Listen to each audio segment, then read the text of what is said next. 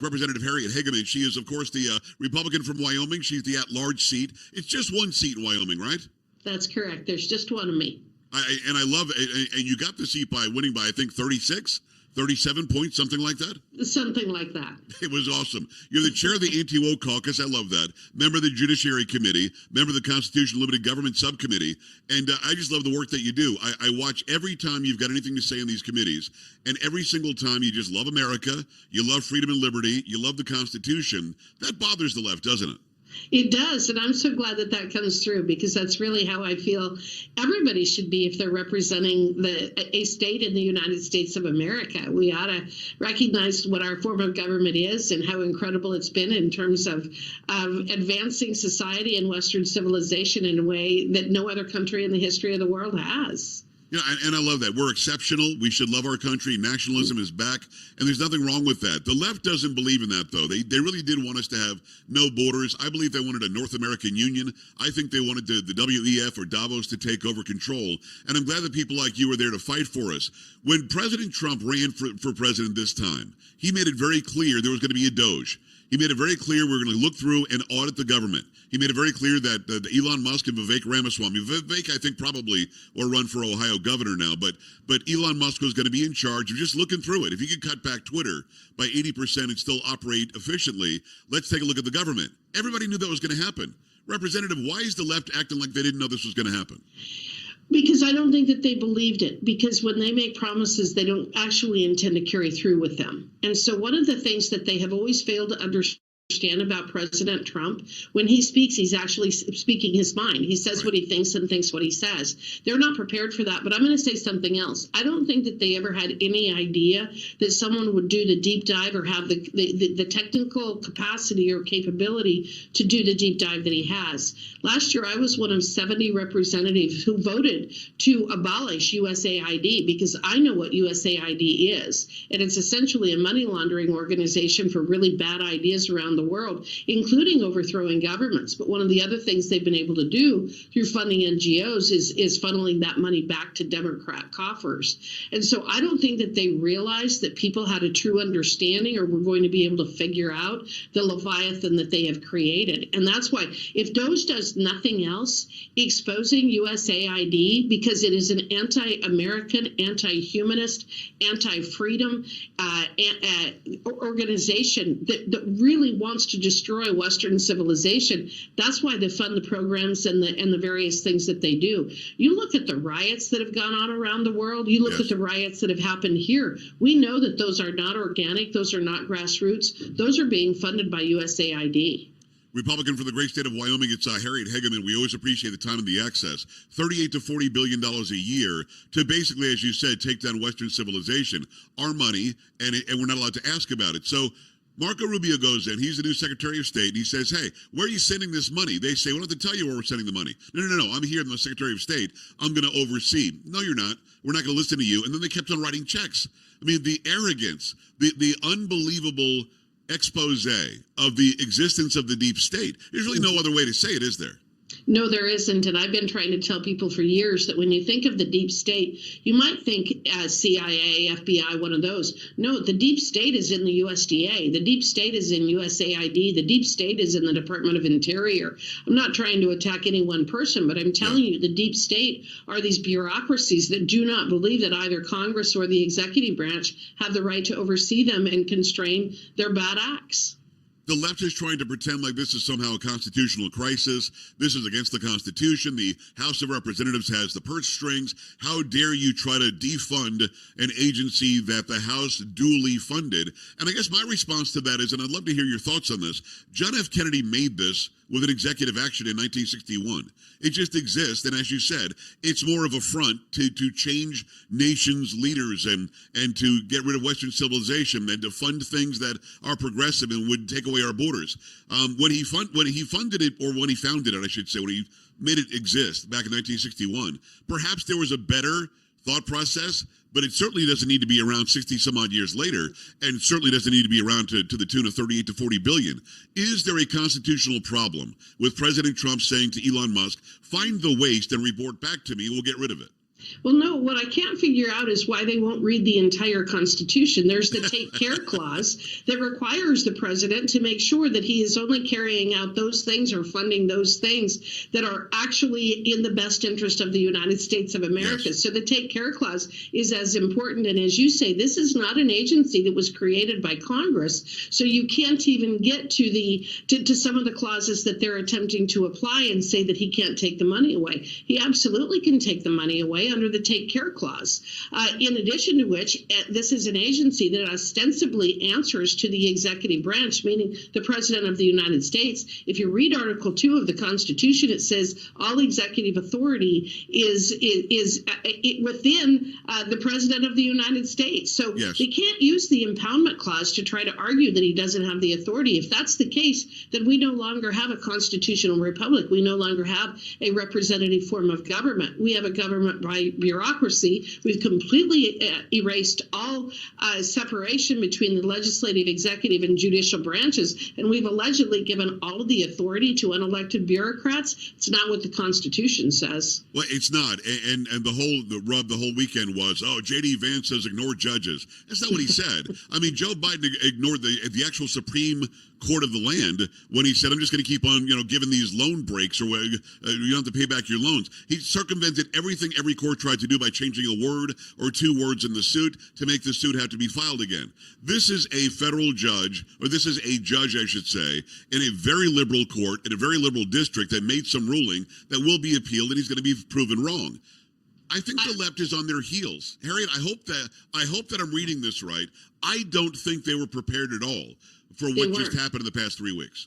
They were not prepared. They had no idea that this is where it was going to go. But I find it so doggone interesting when all of these people talk about, you can't say that about the courts or the judge. Yes, I can. I can say anything I want. I got the First Amendment. I can say, whether I'm a vice president, a congressional member, or somebody who works at a grocery store, I can criticize judges. I can say that what they did was wrong. And that doesn't create some kind of a constitutional crisis. Right. And anyone who says that is ignorant, and they're attempting to prevent us from having a conversation about how bad that decision was. It's Representative Harriet Hageman from the great state of Wyoming. She's a Republican. The one seat from Wyoming. Listen, I haven't been to your state yet. I've got to go. It looks so unbelievably beautiful. I can't wait to go there soon. Let's talk about the Department of Education. Jimmy Carter put this in place when he was the president in the late 70s. I don't know why we would centralize government education, because all we've seen is the education get worse in this country because of it. Money is wasted there too. But I think critical mass there might have been Arnie Duncan. When he was the Secretary of Education under Obama, he literally sent out paperwork to every public school student that said, what can I do for my president today?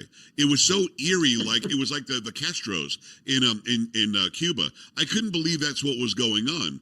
And then you've got Cardona most recently taking pictures with students, making them mask up. He didn't have to wear a mask, as he's saying that girls and boys can compete in the same locker rooms and everything else. The Department of Education has long since, I think it's served its duty if there ever was one. This should be easy to get rid of. What's the pushback?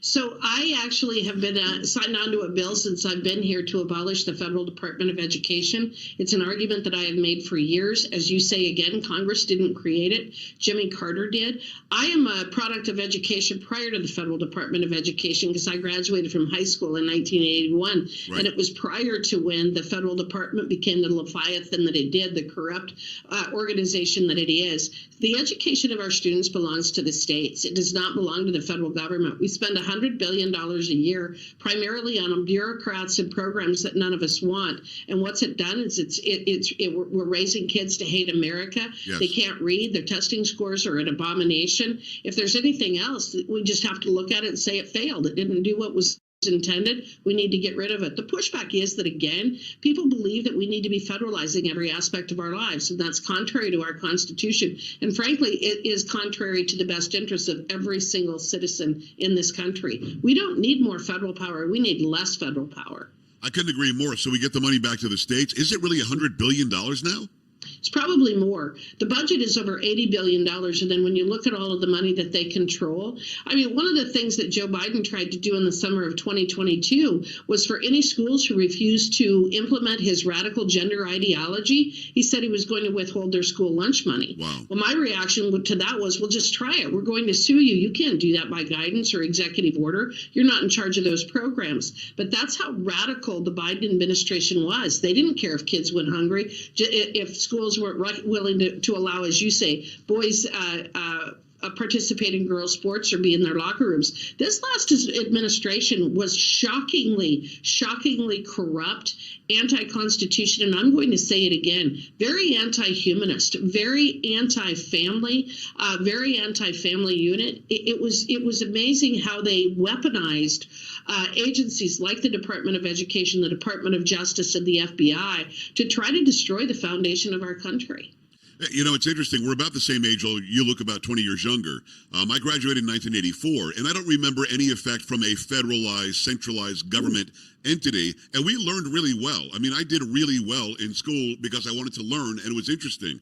Now we start teaching only to a test. Now we tell people exactly what they should think about gender ideology and other things. Now we have to have books that describe graphic sex in our classroom or in our libraries in school. It's time for the people to take it back. If we go back 100 years, even 80 years, and look at the curriculum back then, those people would be rocket scientists today with the education was in elementary school. Can we get back to where we're actually teaching people and not trying to indoctrinate them?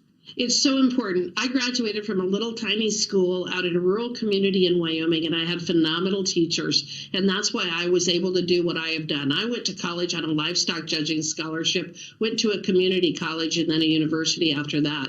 My mother in the 40s and 50s taught in one-room schoolhouses in Montana, where she taught 1st through 8th grade and turned out phenomenal students because she focused on history, science, mathematics, English. And art. She focused on the things that would make people good citizens and productive citizens. She was a phenomenal teacher. She's still alive. She's 101 years old. She turned out absolutely amazing students, but she was a phenomenal teacher. Just like my teachers, I was learning math. I was learning calculus and trigonometry in high school. I had some of the best European literature classes you could ever find in high school. Our civics classes were about American history, European history, Russian history. We learned a lot, yes, but we didn't have the indoctrination. And again, it was prior to when the Federal Department of Education really got its fingers into every aspect of our lives. How hard would it be to make it go away? Can the president get rid of it through executive fiat, and then, of course, the left would freak out? They'd sue him. But is it that simple where he can say it just no longer exists? We need to abolish it. I think that Congress needs to step in and abolish it, and then you get rid of all the nonsense of the lawsuits and the battle that you will have over it. But then I think what we need to do is we're going to have to set up so that we do provide block grants to the states. Again, I believe education is a state issue, not a federal issue. Yes. This is one of the reasons why deficit spending is such a bad idea, because it covers up a lot of really bad policy in addition to $36 trillion in debt. They've been able to cover up their failures because nobody ever expects them to actually accomplish anything, because there's no downside to doing it other than the fact that we've got entire generations of kids coming out of 4th grade and 8th grade that we now know can't do math and English. It is an abomination. It is a crime against humanity, what our Federal Department of Education has done in terms of our inner city kids, in terms of our lower income kids. Yes. It is absolutely horrific what they have forced them to live through with these schools that are not functioning. Listen, you could not be more correct. I want to circle back to actually getting rid of all this waste. I believe that the president, I don't have the quote in front of me, thought it would be 50, maybe 100 billion. I think that Elon Musk already has said it's at least $750 billion. It'll be over $1 trillion in wasted money that the American people know nothing about by the time he's done looking through everything. The messaging is really important. The left has always been better than the right. Well, has been for a long time. In messaging, I think we're doing better now through podcasting, through my radio show, through things like what I do, through you being available to us. I think we're doing a better job. But the message is going to be, somebody over the weekend, literally, Harriet, I think you saw this, said 6.5 million people will die of AIDS if we get rid of USAID. That's how sick they are. So can we stay on top of the message, which is very simply, the government can audit you at any time. Can't we know where our money's going and audit the government? Well, I think it's about auditing, but also what I want to keep saying to these people is, where do you get your numbers? That's just stupid. You know, that's not true. That isn't where USAID was spending its money. Tell me how doing a trans comic book in Peru furthered that agenda.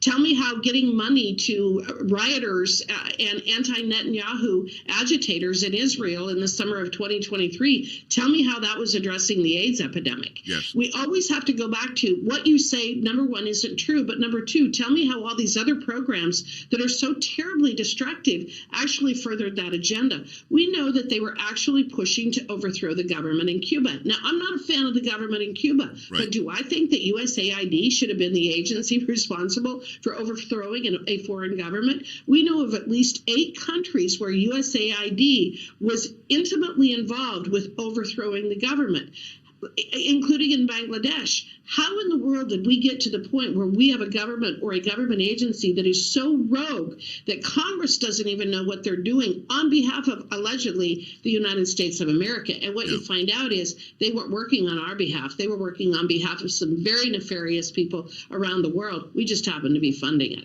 I love that you're on it. It's U.S. Representative Harriet Hageman from the great state of Wyoming.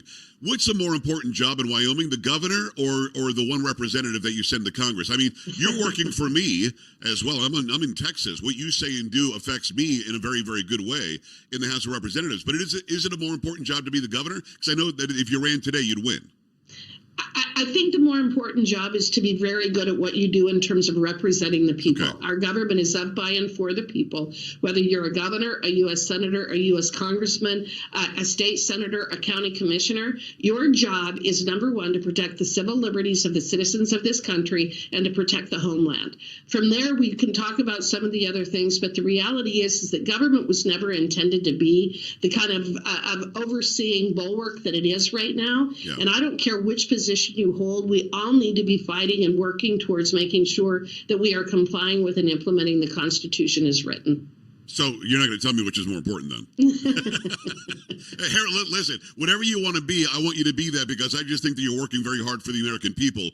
And you working hard for the American people, you literally want smaller government, and people in government don't always say that, so I appreciate you. If you don't mind, give me 30 seconds before we go on the Protection of Lawful Commerce in Arms Act. What does this mean? It's going to protect the people that make firearms from frivolous lawsuits? So what it does is it allows people who are being sued for manufacturing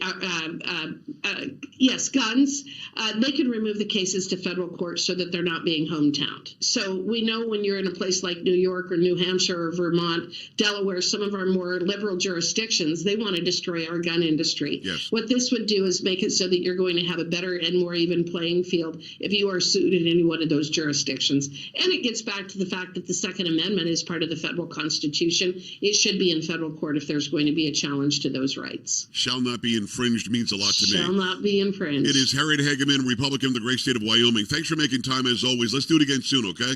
Thank you.